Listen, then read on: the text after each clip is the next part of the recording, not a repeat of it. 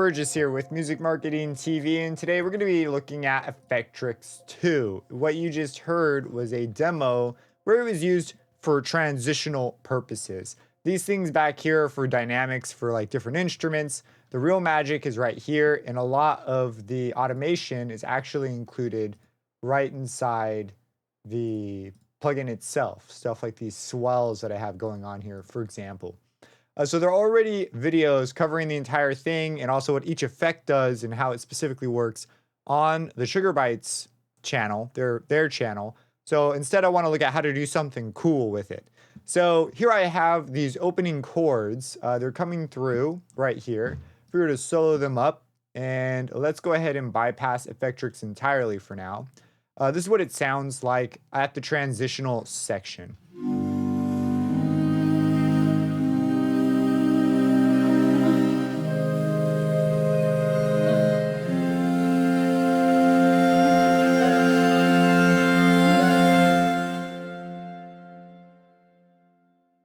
All right, now we're going to go ahead and bring it in here.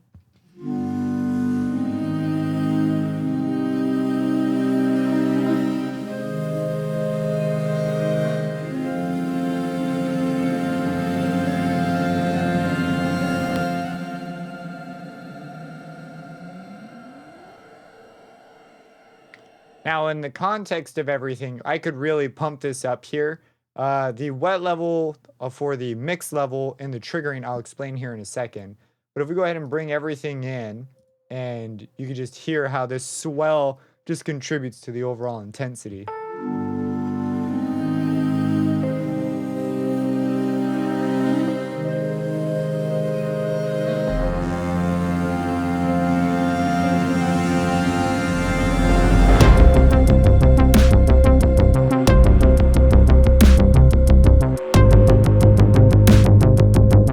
Yeah, so I'm pretty happy with what it's added here. So let's go ahead and go over, first let's talk about the triggering, because the triggering is a little specific here. When you're working with Effectrix, it works as a sequencer, and a lot of the times you're probably going to use it in the default host mode. And there is some challenges that come up with host mode sometimes that make it much easier to use instead in a trigger mode. So in host mode, it'll link up to the host according to the speed you set here. So this is like how fast it'll move across the grid. And I've slowed it from the default 1/8 to 1/4. And this, with these sorts of things, you often want it to trigger the exact same way. Like say I want to make one sequence slightly longer. It becomes variable. The position changes if you lengthen out notes. It could just become this sort of a headache. So instead, I switched it off host mode. And instead I was going to trigger it with a note. That way it always starts the same spot. And if I make something longer here, it corresponds exactly how it should here. So down here on pattern 8, there is a single note triggering C5 for the length of time that I want. This is going to turn on Effectrix2. So if you notice it's not doing anything here, it's off.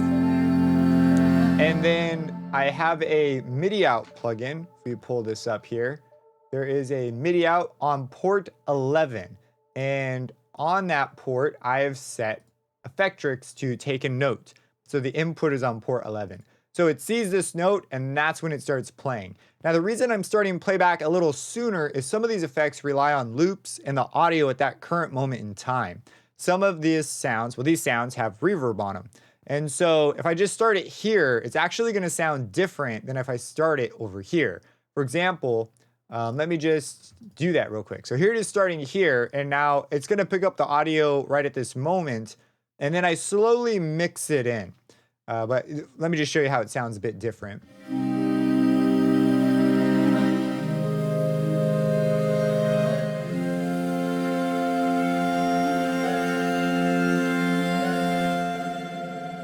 Like you can hear it, but that swell is almost entirely gone. It's a lot more transparent. It's because it relies on some of the verb that's coming through on these earlier chords. That's going to go into a little bit of the effects here. There are some nuances to them. So if we play it from here, we suddenly get that swell back.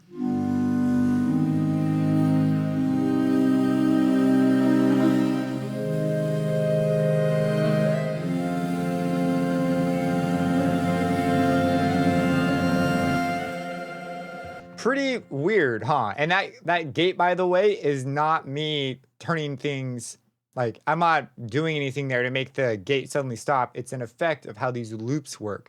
And it just so happens to line up where the transition is, and it actually makes a really nice transition even better. So anyways, yeah, so the triggering here is being triggered through a note so that it behaves consistently. And it's what I recommend doing if you're going to work with it. I find it just to be much easier than using the host mode. And then finally, when it goes through, I have these mix levels. And the mix levels are because the effects are kind of heavy handed. And I only want them in for a moment, and then I want them to fade out. If I really pump this up, it becomes this huge dramatic swell, but it's overpowering and it doesn't make a lot of sense. It feels like sort of, yeah, a little bit much of something that was good and becomes a little overbearing. Let's dive into the effects themselves. So the order is important. Normally looper B is actually up here, and I have it after. So it works like a signal chain. So I believe it starts at the top and goes down.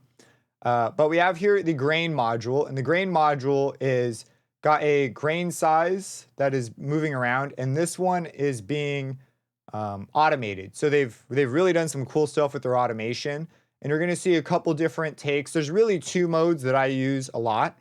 The first one is this mode. It's the step sequencer mode. And if I were to just drag in like an extra one, by default, it's this, and it's whatever you set the knob to be. And these appear according to, you know, how many events you have. So if you want events with separate values, you can do that. There's some cool things you can do with groupings of events.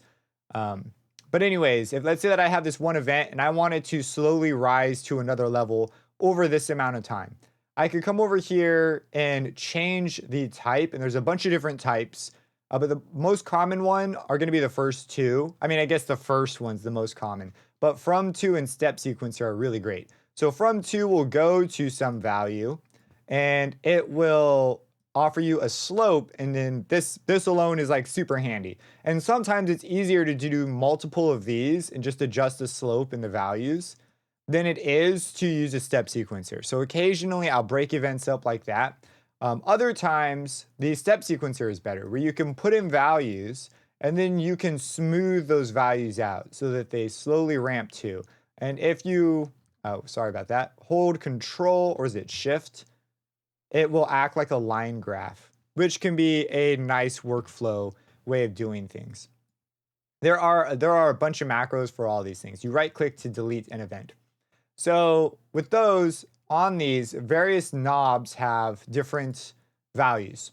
So first off, we start with grain. This is a granulizer. It's gonna play back grains, and it's going to just add that nice texture that you hear, especially on the end when this thing goes off the rails and sort of just flies off. That's the granulizer. And this is simply changing the grain size from something big to small, so it sounds as if it's like speeding up or changing. So that's kind of a fun one to mess with. And I've changed the value on density to ping pong. It just affects grain playback. So this creates, and we go from this really smooth texture to something that's like a lot more ethereal and also just more consistent because it's playing the same grains over and over. And for this reason, I'm mixing it in. And most of these effects are going to have it, but the loopers are the main reason the mixing is occurring. So I have automated the mix level of how much is actually allowed in. They have a dry wet control, but I'm just using the macro control on FL for the entire plugin.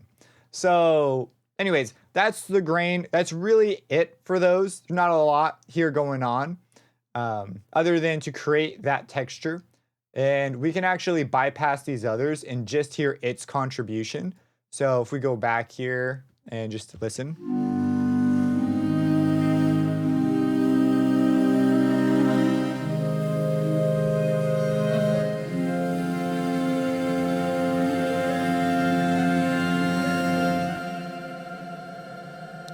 Yeah, and you can hear in the background the buildup that's happening. Part of that is the grain module.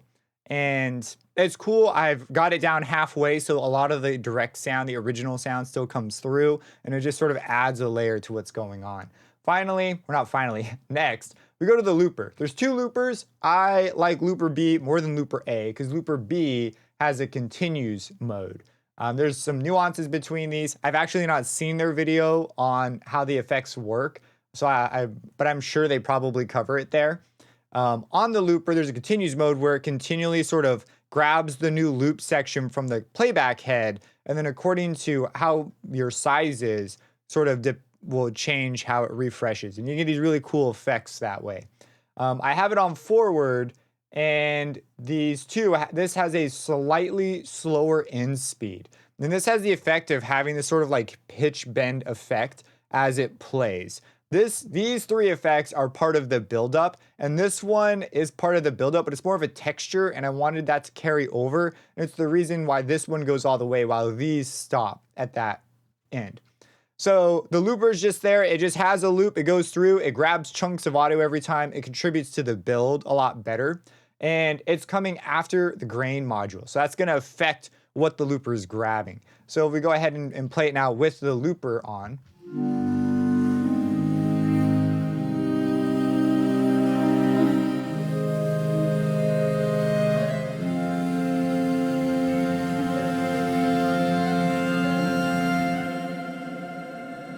And then we'll go down to the spectrum. So these last two are sort of like color effects. The spectrum is just a bunch of filters, basically. And you have parameters for these different filters. This is controlling the resonance of the filters. The resonance increases, and that, if you ever have done high peak values on bandpass filters, or even just peak filters with a boosted value, then really narrow filters, then you know the sound that you kind of get out of that. So that's what this is going to add.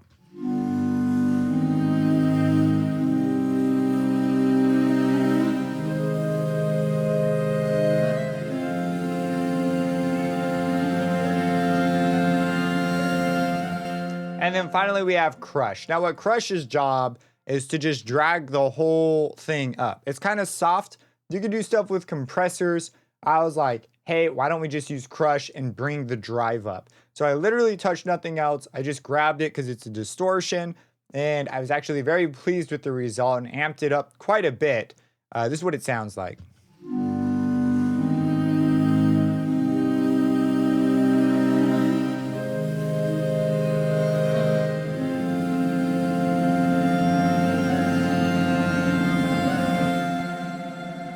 Yeah, and you get this really nice effect. There's the getting quicker.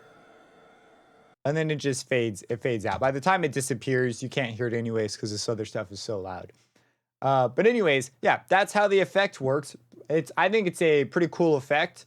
If you have any questions about this, feel free to let me know. Subscribe and hit that bell icon for future videos, and have a blessed day.